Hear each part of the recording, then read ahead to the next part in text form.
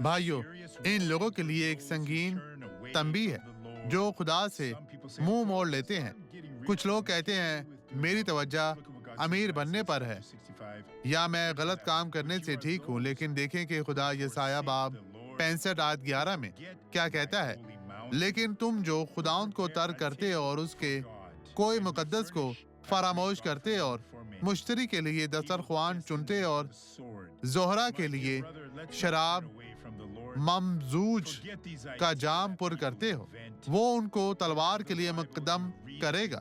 میرے پیارے بھائیو، آج خدا سے منہ نہ موڑیں، ان خیالات کو بھول جائیں جو لوگ ایجاد کرتے ہیں۔ آپ کے پاس بائبل ہے، آپ اسے پڑھیں اور خدا آپ کے دل سے بات کرے گا۔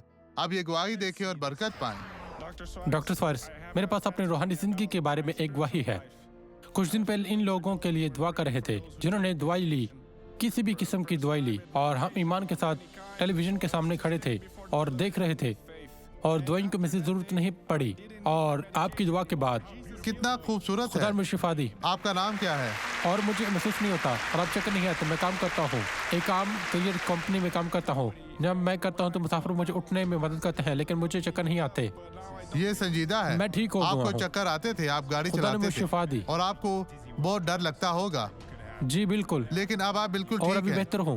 آپ کا یسوع نام نے مجھے کیا شفا ہے؟ دی۔ آپ کا جازی نام کیا کارلوس ہے؟ سمیو۔ جازی، کتنے عرصہ سے آپ اس میری مصیبت میں عمر تھے 53 سال ہے، اور یہ کب سے ایسا تھا؟ اور تقریباً 52 سال تک، اور خدا نے مجھے ابھی شفا دی ہے۔ 52 سال جی ہاں۔ تک، جب سے آپ چھوٹے تھے، جی ہاں۔ خدا نے آپ کو برکت دی۔